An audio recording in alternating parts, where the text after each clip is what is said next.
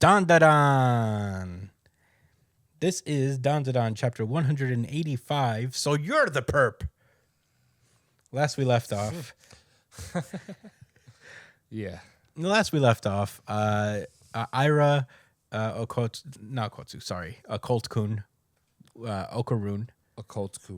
Okaroon and the Gold Quinta all ran off to save the class rep, and I think their new friend with the pygmies, who was abducted by some strange paranormal threat.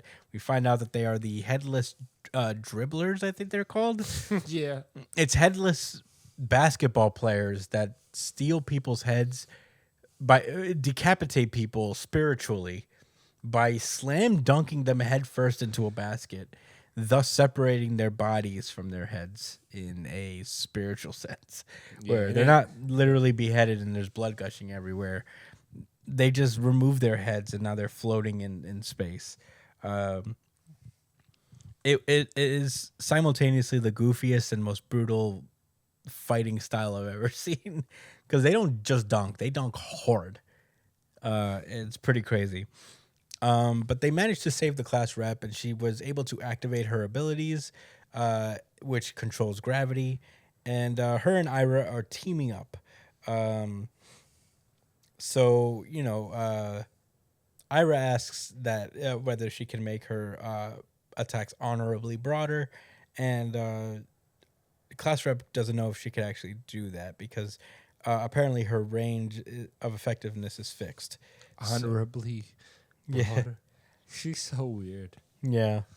And Kawabanga, I think her little spirit friend's name is, explains it. Do you see now that your ability to deliver a song is under development? If you don't improve your idol power, then neither your powers, range, nor your outfits will become amazing. Damn. And, Rin just wants to do something about the outfit, because it's very much pop idol girl, which is, I don't know if she's going for that really. That's not her swag at all. No. They do notice that Yukishiro, the new girl that they've befriended, they're trying to find her, and Kawabanga finds her. The pygmies that she seems to control are protecting her head, so they're just gonna help. They're gonna have Mai. I guess this thing's name is Mai. I thought it was Kawabanga. I don't know why I'm bugging. It's not Kawabanga? I thought it was Kawabanga, because that's what they called her last time. Oh, Mai. Yeah. Yeah, they send Mai to go help Yukishiro, but Mai's like, well, you can't use your powers without me. Or maybe her last name is Kawabanga, because she's like a girl. She's like her friend who died, right? Yeah. So her name is probably like Mai Kawabanga or something. Oh, yeah. Her spirit name is probably Kawabanga. Yeah. But she sends... You have a spirit name? No, I'm saying that's her whole name, like her last name. You know how they call people by their last name in Japan, and think her actual name was Kawabanga? Her like family name is Kawabanga, but it's like spelled differently. Okay. It's not like Kawabanga like Teenage Mutant Ninja Turtles. But it's Japanese Kawabanga? I guess. I don't remember. Okay. Yeah. Don't leave me hanging on this. I don't think I was just looking for clarity, but it's okay. We're both out here struggling. Just how we like it. Yeah, we both like struggling. So Mai goes over to help her out, and Ira is trying to hold off everybody. Mai is able to reach Yukishiro, and she asked the pygmies to help them out, because there's a way they can help Yukishiro. And they all like form a line and latch themselves onto Mai so she could fly with them. And Rin explains to Mai that she needs to go straight for the basket and dunk upwards, just like they did for the class rep. But unfortunately for them, there are a number of headless dribblers there to stop them. But the pygmies all form a body around Mai and create a pygmy body that not only does that, but like crosses over 3 defenders. Just some like fucking glorified traffic cones. Draft Mai to the Knicks. Cone work. Yeah. But I tell you this, the other teammates recover really well. Yeah, you want to commentate this part? Sure. So after the killer crossover that annihilated those three players, she goes up to rise for the reverse layup, the literal reverse layup. Yeah. Because to go through the reverse through the hoop. Three players meet her at the basket and they jump straight up, not a foul. No. This is sound defense to close her off.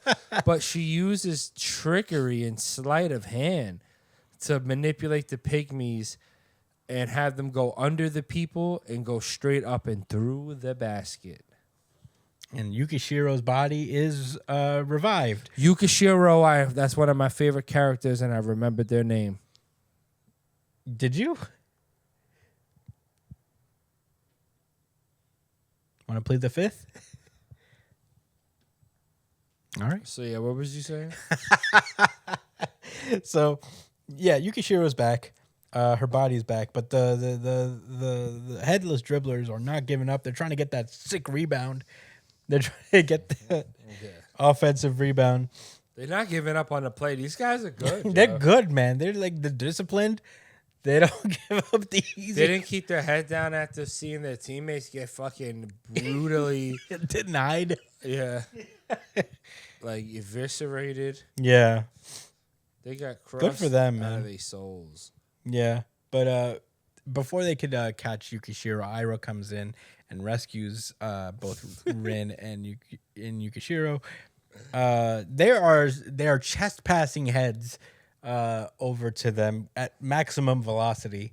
Yukishiro is, I guess, kind of freaking out because she's just waking up and gaining consciousness again. She doesn't know what's going on. And Ira tells her to calm down, and she explains that something me did it. And she explains that there's the ones who blackmailed me. And man, we then cut over to the guy who blackmailed her and was that fucking gym teacher that we met earlier. He is picking his nose with his pinky finger, and then he sucks on his finger. He doesn't just like pull the booger off. He like sucks on his pinky finger. Look at his eyes. Oh my God, this panel, when I tell you, this panel made me so fucking mad. This was the funniest shit I've seen all This week. upset me to my core. You know, like something about this bothered me so much. But it was very funny. It made me laugh outwardly, but I was also low-key very upset. And he's got fucking pictures of little girls on his phone. Yeah, just how abrasive he is with it. Oh my God. But Mr. Murakami is his name. And she explains that he went through the social media accounts of female students to find ones who were violating school rules so he could blackmail them into taking pictures of themselves in their underwear. So, you know, there may be other girls who were given knives like she was. Fuck this guy. She's like, okay, so Murakami's somewhere in this gym. We kick his ass and we're good. And then Rin notices that the headless dribblers, a lot of them have gotten a lot bigger. They're fucking huge now. Jai-hugic. Yeah, Jai-hugic. And they keep like just passing heads at them. And it's getting harder and harder to hold them back as Rin is unable to keep this going because she can't keep singing without rest. Because she's only got 5 minutes left in her.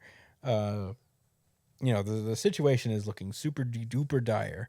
And it's like, we gotta find this guy so we could kick the crap out of him. And plot twist, we find out that Murakami is nowhere near the gym. He is somewhere, assuming his own apartment, on like a Peloton bike. Yes. And he is fucking pedaling to the metal. Damn near naked, except for a fucking not tidy whitey, fucking Speedo shit. And he's jacked. He's got the most twisted face on. I hate this guy. And that's the end of Dandadan chapter 185. Josh, what did you think about this chapter? This is my second favorite chapter. I know there's no drop for that, but I mean, I loved it. It was fucking hilarious at the very end, like with this.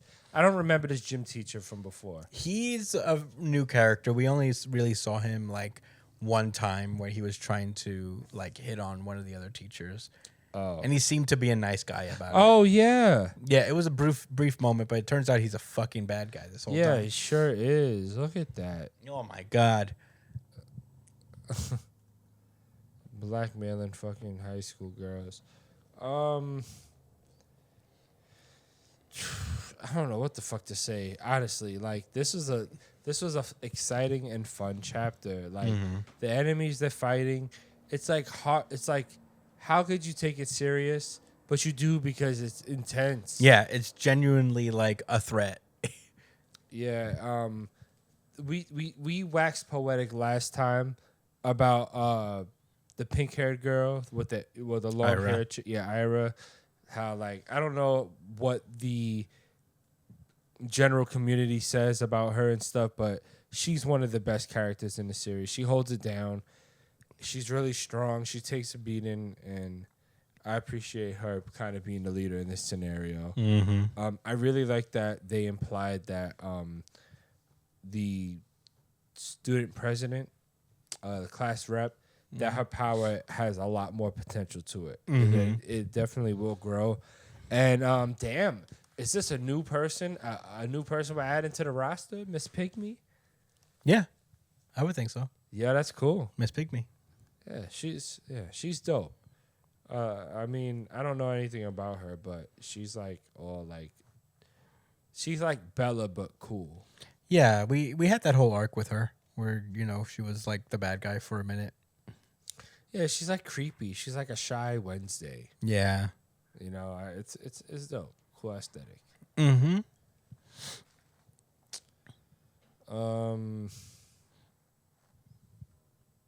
I ain't gonna lie, bro. I guess that's it. Don't want to drone on and on. Oh yeah, I like the chapter. I really like this chapter since this was originally going to be my RGC before we talked about Kagurabachi and that kind of really like something about it changed my perspective. I felt it was a more substantive. Something about good writing. Yeah, it was a more substantive chapter in a character development level. But I love Dandadan and how just fucking weird it is a lot of the time, how creative the art can be. Like, the Headless Dribblers is one of the funniest villain groups. It's one of my favorites, I think, of all time, the Headless Dribblers. Yeah, without a doubt. Just because how out there it is. One of the strengths of Dandadan is that, like, you know, I think we've said this before, it's just how they'll just show you something completely outlandish. And if you're reading it, like we say, it's kind of the similar effect that Kagurabachi had this week, where if you're reading it in like portrait mode and you can only see one page at a time, sometimes you'll just cross over to the next page and you'll see a man stunned. Yeah, you'll see a man picking his boogers with his pinky finger and then sucking it off.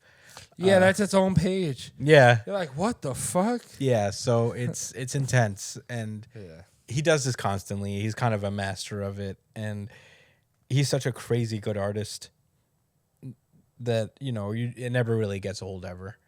I'm excited how they even get out of this because Okarun and Kinta are fighting their own battle outside. Yeah, and they didn't. Yeah, Okarun got a tough fight ahead of them. Okarun has no powers at this point, so Kinta's got to hold it down. Yeah, which I'm sure he can against that alien because he's the GOAT. Him and his face is. Yeah, like. Yeah. And the poses. Yeah, just he's got the craziest. I can't wait till they cut to their battle. That shit's gonna be crazy. Yeah, they might cut to it after this. Yeah, next chapter actually. I wouldn't be surprised. Yeah, but it's so good. You know, like Josh said, the development for Rin has been very fun. Knowing that she can get stronger is really cool. Her ability has always been kind of crazy, so it's good to see it develop a little further. I am excited for Dandadan every time I read it. So here's to more Dandadan. Is it like One Piece? Is it One Piece vibes? I wouldn't say it's One Piece Remember when vibes. Brian said that? Do you actually remember the day? I do remember. I don't remember the date. I he hear said his it. voice saying it. Do you? I think he more meant that like it's very like comedy focused, and it's very absurd, and it's like with a real story. yeah, like there's not like absurd islands that they visit and absurd places, but the absurd characters are there, and they have their own little quirks and inside jokes, you know. Yeah. I feel like agree. that's kind of One I Piece agree. esque. Yeah. I wouldn't say it's exactly One Piece vibes, but I know what he means. But yeah, great chapter of Dandadan. I am excited for more.